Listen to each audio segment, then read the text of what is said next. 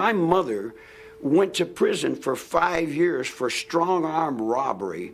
Her brother had to deal a trick in off the street and put the yoke on him to get some money to eat. And she went to prison, and I used to visit her in the prison visiting room. The only thing my mother taught me was that everything she said was a lie. And I learned never to believe anyone about anything. You see what I'm saying? In other words, I was raised in that alley.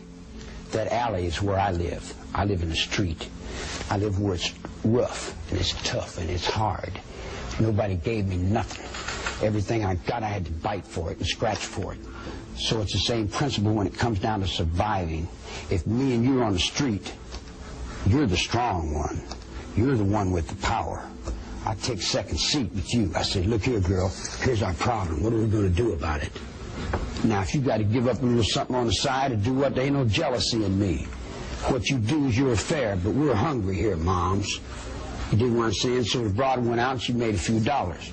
She come back and said, here, some money. I said, money, that's what we need. What year were you born? 34. 9 years old? Yeah. What was the first bus for? The first place? The first bus. My mother got out of jail. My mother got out of the joint and put me in with the monks, in with the Catholic monks, the brother monks, there in Terre Haute, Indiana. Yeah? They treat you bad? No, they treated me like they treat all the other kids. But I seen them as a bunch of old women, so I ran off from there. I escaped out of the hood, got out of that hood and went to Chicago. Like you weren't raised up at Please. all? No, I wasn't. I raised myself up. You're like the wolf boy. That's right. I raised myself up. Sure. Sure. I got a different way of doing everything. I got my own way, you know. Does that make me bad? Makes you violent and bad, yeah. I'm only as violent as I have to be. If I don't have to be violent, I'm not. But I was raised up to where if you didn't fight, you got If you didn't fight, you got taken away and your stuff was taken away. And I got 40 years of fighting in here. I can't read and write, but I can fight.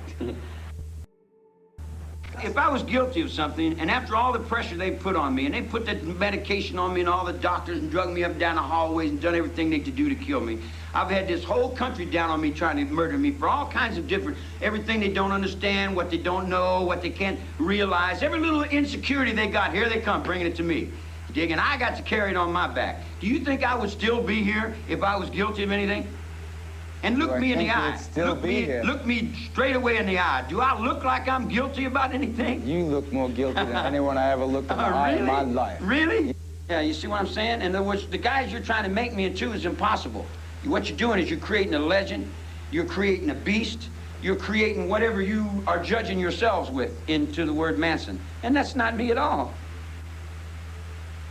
You're not a beast, Charlie. You are a beast. See? I'm whatever you need me to be for you. And whatever you make me is what you'll carry the rest of your life and forever. You named yourself, Charlie. It's right No. You don't even know what that means. I'm the man in the mirror, guy. I know, man. You know, if you like me, I like you. If you don't like me, I don't like you. You swing at me, I'll swing back. You dig? You cut at me, I'll cut you. You know, whatever you point to me, I'll get back to you. But it's more than that, though, isn't it, Charlie? Well, sure, I'm in harmony with God. That's just a word. We don't, you know, we use the word God. Or the devil. Oh, the devil, yeah, you could use the word devil or demons or whatever you want to call it. Mostly the devil in your world, eh, Charlie? Well, okay, I'll play. There's no game I can't play. There's people that say I haven't played. You are the devil here. Okay, I'll be the devil then. You like that? I don't like or dislike nothing. I see everything as it is. Your courtrooms have convicted me for being Jesus Christ in one courtroom. Well, and then then in the other courtroom, you convicted me for being the devil. Now, if you believe in your own courtrooms, you've convicted me for being the father of this country. We'll say that I am all these things that you think I am. Right. Wouldn't that be more fearful than letting me try to be a nice guy? Would you want to make me into those things? Would you want me to, do you need someone like that in your world? That's your judgment now. The judgment you're making on this mirror, man, you got to carry. You want to make me a terrible, violent, no good, so-and-so, and roo-roo-run? When actually, in reality, I'm a deadhead, man. I've been dead since 1951. So what'd they do? They did whatever they did. That's the dispensation of the Pope. It's the same thing he does with the Cardinals, man. It's the same thing they do with the committee. Did you tell those women to kill somebody? Dude. Melcher somebody, someone who reneged on a drug debt? Hey, let me tell you something about Tell a me woman. something. The women I don't got to tell them what to do. If I got to tell them what to do, I'll set them up on the highway and get them away from me. I don't deal with women I got to tell them what to do. They know what to do. If they don't know what to do, they better stay away from me. And in your case, they knew to kill. They knew to take care of me. They knew to kill for you. They knew to look out for number one. They knew to kill for you. No, kill. They knew to kill pregnant women. When I stand on the mountain and I say, do it, it gets done. If it don't get done, then I'll move on it. And that's the last thing in the world you want me to do. Susan Atkins come home to you, bloody hands. Yeah, She says, Charlie, look what I did for you. yeah. So I give you the world.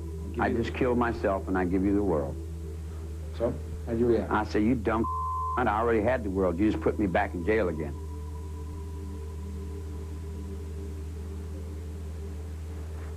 That's what she did. She put me right back in jail. That's it. Remorse for what? You people have done everything in the world to me. Doesn't that give me equal right? I can do anything I want to you people at any time I want to, because that's what you've done to me. If you spit in my face and smack me in the mouth and throw me in solitary confinement for nothing, what do you think's going to happen when I get out of here? Do you feel guilty? Do you feel guilty for the thousands and millions of Indians that you destroyed? Do you feel guilty for the gas chambers where you've killed the Jews? Do you feel guilty for timeless, endless, how far can you go back and say guilty of what? Guilty of what? There's no need to be guilty. Then you're going to make me suffer till I say, okay, now I feel guilty. And then you feel secure now that I feel guilty? Was that going to make you feel better if I feel guilty? Guilty. I wouldn't do anything that I felt guilty about. I want to follow you still. Follow me? Did you have any choice? You'll all follow me. I don't, you know, you got these people over here that want to live. You want to live? Get in line, we'll live. You don't want to live? Hurry up. You know, the gate's open. You know, do your thing, man. Here, give them some coke. All Charlie's friends get free coke. Give them cocaine. Let them go, man. If they want to commit suicide, get some suicide parlors out there and let all them self-destructive idiots go. All the people that want to live, stop cutting down trees and stop polluting the ground. You dig? I don't see anything wrong with drugs. Drugs is all right if you don't misuse them. If you misuse them and you're misinformed about them, then you make a big bad thing about them. And that's what the public has done. I lived in Hollywood, and I had all that. The Rolls Royce and the Ferrari and the pad in Beverly Hills. I had the surfboard and the Beach Boys and the Beasties and the Neil Diamond and the Rob Scott and the Jimmy Swift and the Elvis Presleys, Mesca Bestleys and all them guys. The Dina Martins and the Nancy Sinatras and the Gaffer Saffron. Will you do it to me? I hear you do it good, honey, and all that kind of. Will you come up to my house later? So I went through all that, and I seen that was a bigger prison than the one I just got out of, and I really didn't care to go back to prison. See, prison doesn't begin and end at the gate. Prison is in the mind. It's locked in one world that's dead and dying, or it's open to a world that's free and alive.